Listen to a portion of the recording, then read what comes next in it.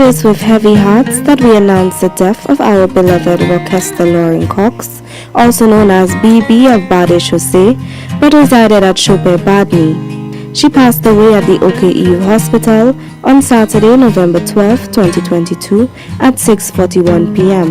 She was 44 years old.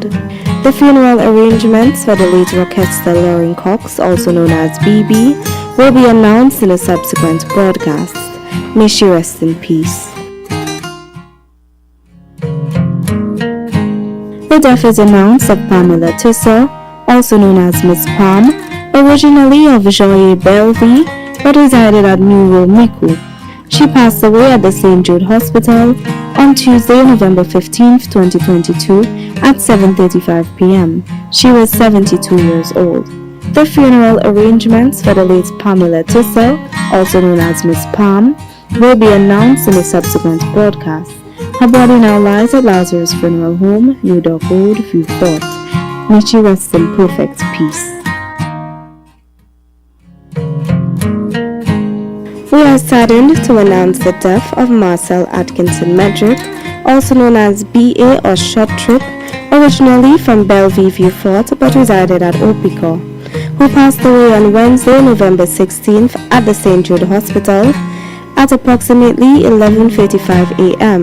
He was 73 years old. The funeral arrangements for the late Marcel Atkinson Medrick, also known as BA or Short Trip, will be announced in a subsequent broadcast. The body now lies at Lazarus Funeral Home, New Dock Road, Vieux Fort. May he rest in peace.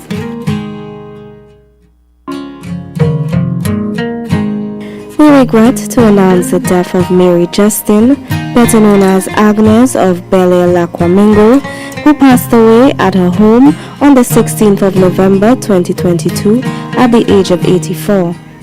The funeral service for the late Mary Justin, better known as Agnes, will be announced in a subsequent broadcast. Her body now lies at Rambali's Funeral Parlor, Calvary Road, Castries. May her soul rest in eternal peace.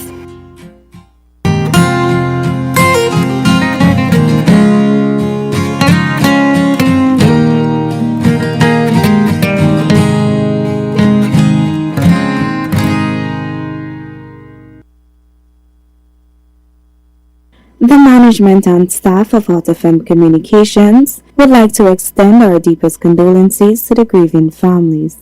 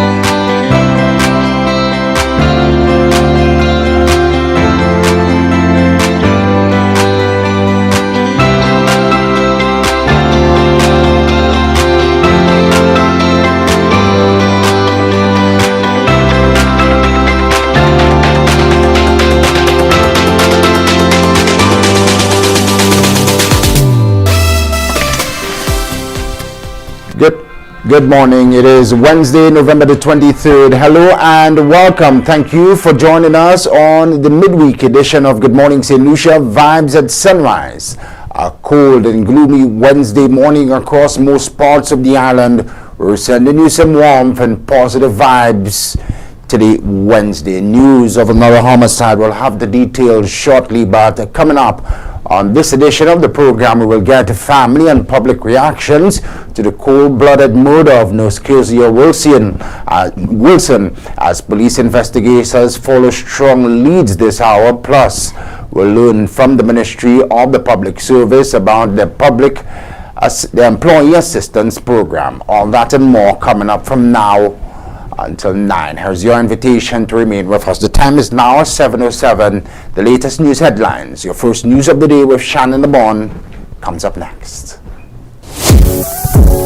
The morning news, first news of the day, is sponsored by Court.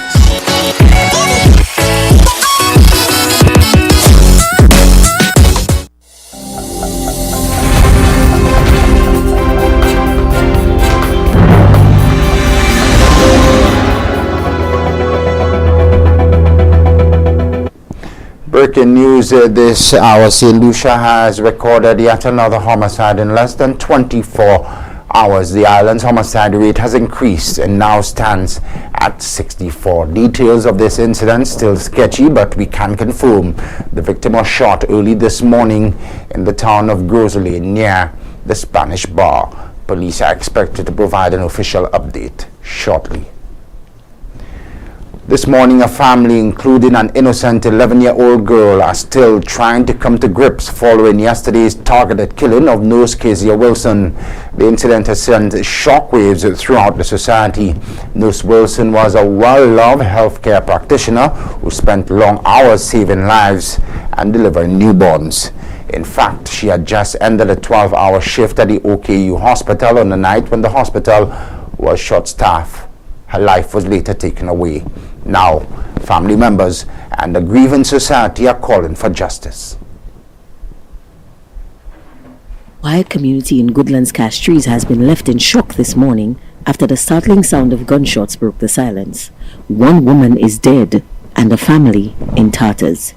Keziah Wilson, a nurse at the Owen King Hospital and a resident of the area, was found a few feet away from her home in the passenger seat of her car with an apparent gunshot wound to the head. It is suspected that she was on her way home from work, and suspicions are that the assailant could have been riding in the car with her at the time of the incident. Residents reported hearing the sound of 2 gunshots shortly after seeing the deceased's car pass by. One resident, who described the sound as a blown-out tire, thought nothing of it until ambulance sirens were heard shortly afterward. I see the car parked there for the longest while. Then I heard the fingers. I said maybe it could be a tire that burst a tire. You understand? So it's when I heard the ambulance coming, I went outside and then I saw the girl shot from my head. Keziah Wilson has been described as a pleasant person who was kind to her neighbors. She had been living in the area for about a year with her boyfriend and was the mother of an 11-year-old girl. Her boyfriend was too distraught to speak with our news team, but a neighbor informed us that the deceased was not known to be involved in any problems with anyone. Nice person. She's a nurse. She's a very nice person. I don't know her to be a troublemaker or get involved in people's business. Or we're surprised. I'm surprised. You know, we there and I heard the gunshots go off, but I never thought it was her. Speculation is rife that the deadly shooting could have been a random attack. At the time of the incident, crime scene investigators were combing the area in search of clues that could lead to a break in the case. Police investigations are ongoing. Reporting for the Hot 7 TV News, I am Eldris Charles. Public condemnation and sympathy continues to pour in following the execution-style killing of Nurse Wilson. Opposition leader and former Prime Minister Alan Shastney, asserting that everyone is vulnerable, has expressed condolences to the family of Nurse Wilson, who died on Tuesday morning after being shot in a vehicle in Goodlands Castries. He said, "We are in an environment of violence. It is very sad," he told reporters outside on the sidelines of the House of Assembly meeting yesterday. It was very traumatic for all of us, and it brings it very close to home because all of us are vulnerable at this time in this society, the former Prime Minister said. And what is more frightening is that this current administration does not seem to have any answers for it. They are just constantly throwing up their hands in the air, Shasney declared. Well, news of the gruesome killing of Nurse Wilson early Tuesday morning has prompted strong reaction from the St. Lucia Nurses Association. The organization's president, Alicia Baptiste, expressed shock and disbelief at the manner in which the 38-year-old healthcare worker met her demise. She has also called on criminals to do some introspection about their impact on the lives of others. Visibly distraught at the news of the untimely demise of one of her members, Nurse Alicia Baptiste expressed sorrow at the loss of life. She described the deceased as a vibrant and friendly nurse who had just left her colleagues from the night shift. She adds that the nurses with whom Keziah Wilson had worked just hours before are beside themselves with grief since receiving the terrible news. Even more daunting, according to Nurse Baptiste, is the reality that an 11-year-old girl has lost her mother at such a young age. We have lost a colleague, a friend, and this crime has just hit home. This is a young nurse in the prime of her life, her nursing career, a young nurse who was devoted to her profession, gave care to the neonates, the young babies in the nursery. Left work this morning at 7 o'clock, very jovial nurse. And to be told that she was found dead, shot. It is hard for us. Just left the hospital and the nurses are in a mess. Nurse Baptiste has issued a caution and some advice for the perpetrators of what is being seen as a senseless crime. She has called for introspection on the part of the shooter over the impact of the killing on many lives. We call on persons who are committing the crimes in this country to think of what they are doing, because you're not hurting only this individual, you're hurting an entire nursing fraternity, as well as her family, who I met this morning, a distraught mother. I'm a mother myself. You have left a 11-year-old motherless. We need to revisit what we are doing in this country. This is the very nurses, when you all are hurt, you come to the hospital and we have to care for you. Reporting for the Hot 7 TV News, I am Eldridge Charles. As we just heard, the shocking slaying of the healthcare practitioner, Nurse Keziah Wilson, has plunged the healthcare and the medical fraternity into mourning. Health Minister Moses Baptiste was dismayed by news of the killing as he walked into Parliament Tuesday morning.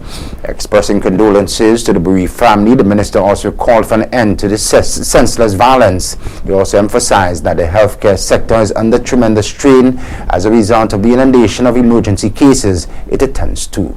Kareem Nelson reports. Health Minister Moses Baptiste was lost for words when he learned of the horrifying killing of Nurse Keziah Wilson. The healthcare practitioner has been described as an affable character by her peers, and they are shocked that her life ended in such a heinous manner. The health minister, who was visibly rocked by the nurse's passing, expressed that the entire medical fraternity mourns the loss of their colleague. Baptiste hopes that the police could bring about swift justice to this case. Obviously, I would need to make a few calls immediately to find out, to get some more information. But this is very sad, very, very, very sad. Again, the violence which is being brought onto the people of this country in various communities, in various areas is very sad. And let us look forward to let us hope the police can get to the bottom of this reported homicide at this time. But there's not much I can say since I'm just getting this news. At this point in time, the island records its 63rd homicide for the calendar year. 2022 and 2023 have been tainted with mass bloodshed. Additionally, road fatalities and traumatic incidents are continuing to mount. The health minister emphasized that the island's healthcare sector is under insurmountable pressure as it is tasked to provide care to the overwhelming emergency cases. So it's a very serious situation and they are feeling the strain. Just recently, the OKE hospital had to publish an appeal to the public to cause there to be less violence so that the strain on the hospital services can be lessened. So this is a very serious problem for the hospitals also. And of course, yes, it continues to strain our services and medical care is diverted from regular care to emergencies. When you have emergencies, you can well imagine almost all hands have to be on deck. Reporting for the Hot 7 TV News, I am Kareem Nelson. Nurse Keziah Wilson's unfortunate passing comes in the lead-up to St. Lucia's observance of a 16-day of activism against gender-based violence. Reacting to the gruesome death, Gender Affairs Minister Dr. Virginia Albert Poyot stressed that too many times women have become victims of violence. She asserts that the fight must continue to eradicate violence against the female gender. Only 3 days away from the observance of International Day of the Elimination of Violence Against Women, a female medical practitioner was gunned down in her vehicle. November 25th signals the commencement of the 16 days of activism against gender-based violence here in St. Lucia, which is spearheaded by the Department of Gender Affairs. Director Ms. Janie Joseph had previously pointed out that the time of the observation overlaps with a rise in domestic violence, violence against women, and interpersonal violence. Against the backdrop of the island's 63rd homicide, Gender Affairs Minister Dr. Virginia Albert Poyot underscored the importance of eradicating savagery against women. As you know, from the 25th of November to the 10th of December, we have the 16-day activism where we speak to violence against women. And it is one that is internationally recognized worldwide, and we speak against it, we protest against it. We try to pass legislation to allow persons to be protected. We find that too many times women have become victims of violence and the issue of domestic violence. In order to guarantee a united front is established in tackling the issues related to gender violence, the Department of Gender Affairs and Home Affairs seeks to use effective channels in the upcoming future. The government of St. Lucia has engaged several local partners as well as stakeholders in the spirit of ongoing collaboration and partnership to end gender-based violence. It is one that we have to continue to effect changes, pass legislations, and then use intelligence and other means of addressing the crime situation. The 16 days of engagement against gender-based violence is observed every year from November 25 to December 10. Reporting for the Hot 7 TV News, I am Kareem Nelson. In more news, Prime Minister and Minister for National Security Honorable Philip J. Pierre continues to hold regular dialogue with members of the Royal St. Lucia Police Force. At a recent meeting with RSLPF personnel, including the members of the High Command and the rank and file police officers, Prime Minister Pierre confronted the issue of corruption within the police force and made it clear his non-negotiable zero-tolerance position on the matter. The Prime Minister is confident that the majority of police officers are upstanding and remain committed to providing the necessary resources to assist with citizen security. I think most of you, or 99.5 of you, do a good job, but there's a 0.5 that you must eradicate. And we have to be honest among ourselves and know that there are some policemen who are not doing what they have to do. We have to be honest among ourselves. How can you be in an organization and people say they are trusting policemen? And it's not you they are trusting. They're not trusting one or two or three of you who are greedy. Because when a policeman will inform on a police operation, he is putting so many people's life at risk. When guns come in the pot and we turn our backs because you get $1,000 or $2,000 or $3,000 to do short-term things. You must understand the amount of people whose life is at risk when somebody knows that these guns are in the barrel and they refuse to talk because ça passe à famille ek ma succès. And I want you to think about it seriously. My mother used to tell me, good name in man and woman is the immediate treasure of their soul. Your good name, that you can stand up with integrity, that you can stand up and say, no one can call me out for being involved in corruption or illegal behavior. Prime Minister Philip JPS speaking there. We'll have more on law enforcement in just a bit, but first, the National Emergency Management Organization, NEMO, has announced that the collection of vouchers for households affected by the November 6th trough system continues. The organization has asked that people from the affected households visit the NEMO Secretariat located at Bize in Castries between 8:30 a.m. and 4 p.m. Monday to Friday. For collection. The November 6th trough triggered devastating floods in the north of St. Lucia, resulting in losses estimated in the millions. Assessments for the November 6th trough continues. A voucher will be given to persons who were affected by the system at NEMO Bize. Persons who have not been assessed can call into NEMO at 452-3802.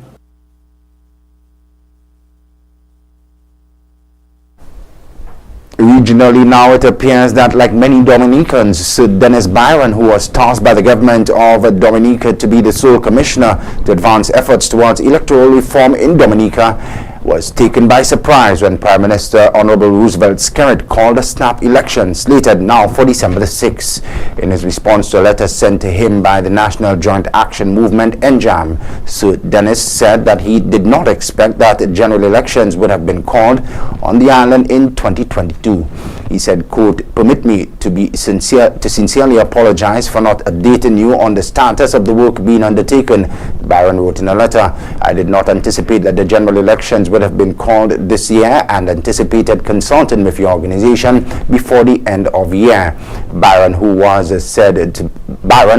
in the past said that Dominica's election process required modernization, stated that it was his desire to see effective reform on the island. He said, quote, "I must place on record that it was my true desire to see effective electoral reform in the Commonwealth of Dominica." Writing in the letter, however, the recent calling of the general election makes it very sensitive of a matter. "I fear that any public statement from me may compromise perceptions of my impartiality. I think that it would be at a greater service by completing my task of submitting the reform legislation and working towards getting the relevant parties to support it. Although it was widely discussed in the past, the topic of electoral reform has become a firebrand issue since the calling of elections, snappy general elections for December the 6th. The main opposition, United Workers' Party, and the smaller Dominican Freedom Party, DFP, have decided not to participate in the election without reform. No electoral reform, no election has been the popular slogan among them. Back home, UWP political leader and former Prime Minister Alan Shastney has once again brushed off claims of division in the party following Oswald Augustine's appointment as party general secretary. There was assertions that the process was utilized to vote in Augustine. The process used to vote in Augustine was unconstitutional. However, Shastney does not subscribe to that motion. With regards to the UWP post-election report, Shastney affirms that the findings will be released exclusively to the new executive. Oswald Augustine's election as General Secretary of the United Workers' Party has reignited speculation of division between the party's ranks. While some members of the party saw nothing wrong with the manner in which the elections took place, others have contended that it was unconstitutional. Adding more fuel to the fire, in the past, Augustine openly criticized Alan Shastney, calling for him to step down as political leader. When Shastney was questioned as to whether a contentious relationship exists between him and Augustine, he asserts that all is well within the party. Well, he's back in the party, so obviously he must have had a change of mind. So I'm very grateful for that. Do you believe his appointment was unconstitutional? Excuse me? Do you believe his appointment was unconstitutional, the meeting that was held to vote him in? No, there was a quorum, at the meeting.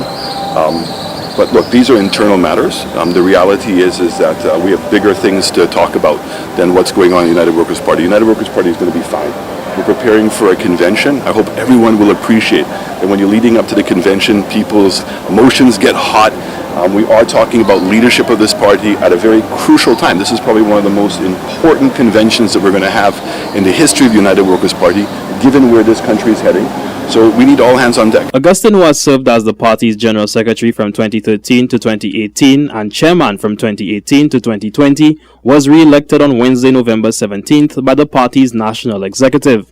Shasney says that he looks forward to the direction Augustine intends to steer the party. Nonetheless, the political leader maintains that despite the party's internal matters, his focus is to hold the government accountable for their policies. Oswald is no stranger to the United Workers' Party, now that he's back into the fold, let me see what direction he wants to take the party in. At the end of the day, my focus remains on being a great opposition and putting pressure on this government to get them to do the right things. St. Jude's Hospital is a disaster. HIA Airport's a disaster. The selling of our ports. When is this government going to talk about how much revenue they've given up to GP to take over the ports? I mean, my estimation is that the $5 that we were collecting is going to go to them, and any increases that are going to come down the road, which we expect they're going to be, are all going to go to GP. In the aftermath of his election, Oswald Augustine stated that even though he anticipates pushback, he is committed to the task at hand. Reporting for the Hot 7 TV News, I am Kareem Nelson. Thanks, Kareem. Finally, from us this hour, the St. Lucia Men's Movement is on a mission to break social biases on gender-based issues affecting men.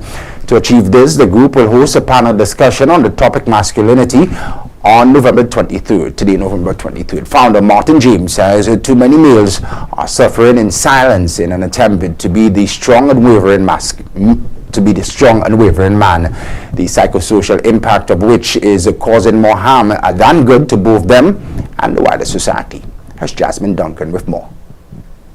While it is important to take care of one's physical, mental and emotional health cannot be neglected. Unfortunately, one area where awareness and advocacy is generally lacking is men's health, which is why November is designated as Men's Health Awareness Month. As part of International Men's Day, which was celebrated on November 19th, the St. Lucia Men's Movement will host an informative panel discussion on the topic masculinity. Founder Martin James says sadly a majority of men find it difficult to open up about their struggles relating to physical and mental health, making it more difficult to reach out for support. According to him, there are too few outlets where men can speak about issues affecting them, and so his organization seeks to provide that avenue for males to do so. As part of the International Men's Day, we are going to have this panel discussion. We have persons like Dr. King. We have on the panel. We have persons like Dr. Gillard. We have Dr. Shamin at the substance abuse. We have Alberta Richilo, speaking to some things. We have Martin Wicks, who's a champion, for those things. He's going to be the moderator. And we have partnered with an international agency, which is the Caribbean Voices. Mr. Anand Bodram is going to be a panelist as well. I will be on the panel and we'll be bringing it together. So the event is going to be hybrid, where we're going to have a Zoom link and as well as in-house at the City Hall at 7 p.m. on Wednesday, 7 p.m. to 9:30 p.m. where persons in the open forum, persons can come and ask questions and everything. I don't think that we are going to get all the answers in just about 2.5 hours, but it is a conversation that needs to be had, and we want to bring it to the fore. As with every social venture, James identifies the issues he observed that led him to starting the organization. In St. Lucia, you have pockets of men's groups, and pockets of persons, who are committed to bringing to the awareness of issues of men, the male issues and all those things. They are there. So we saw the need to be part of that movement as well, and recognize that whilst a lot of them, they are there, you just need a little more manifestation. You want to feel it a little better. So we saw the need to create this movement. We have quite a lot of persons who have been involved in the men's movement before, and they are there and they're part of this group as well. They're part of this movement. So recognizing the need for the amendment of laws, appear to come out very universal in its duty, as well as looking at issues of the males. Where do they go? Where do they go and speak about the issues? James makes a plea to all men to come out to voice their plights in a comfortable and safe environment. I want to say, ladies and gentlemen, this is for you, especially the men. We want you to come out on Wednesday evening at 7 p.m. at the town hall. Come and be party to the panel discussion, and as well as the open forum where we are going to speak about the issues, and we could come and bring the concerns and bring them together. It will be documented, and as such we will be reproducing it in the form of a white paper that we could present to the government. This discussion forms part of a wide range of activities that will be undertaken by the organization, which is currently in the process of registering as an NGO. James says the mandate will be achieved through community outreach programs, more panel discussions, education drives, and other activities. Reporting for the Hot 7 TV News, I am Jasmine Duncan. Thanks so much, Jasmine. Before we end, some breaking news coming in on our top story this hour.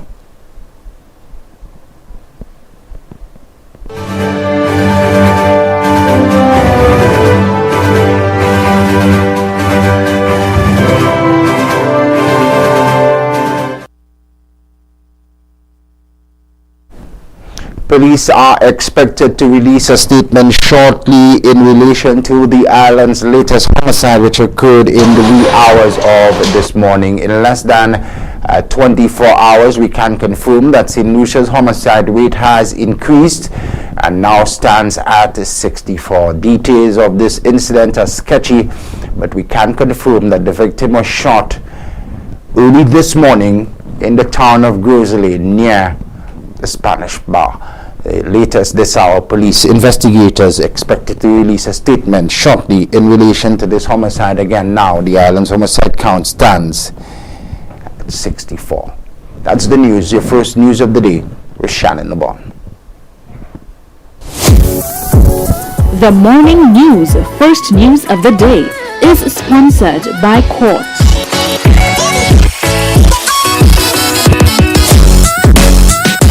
Black Friday deals continue at Quartz Optical. Shop now November 20th through to 25th and enjoy BOGO. Buy one, get one free. You heard right. Buy one pair of glasses and get a second pair absolutely free. Payment plans available from 3 to 24 months. Schedule your appointment online today on www.quartzoptical.com. It's easy and convenient. Black Friday sale continues. BOGO free. Only at Quartz Optical. Value you can see.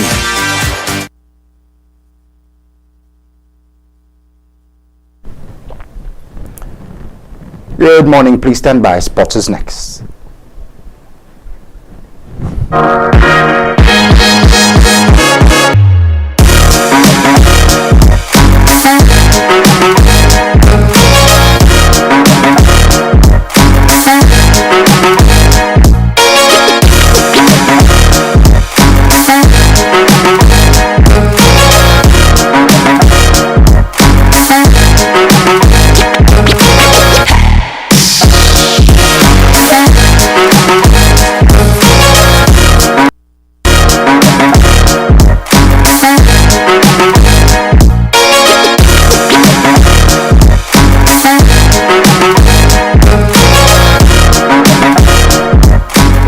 Sports this hour. Two matches were played Tuesday over at the Deriso playing field as action continued in the 2022 SLFA Island Premier Cup match number 17 of the tournament. Babonneau secured a narrow win over Roseau. Roseau took an early lead in the 15th minute, complementing an own goal from Linus Edward.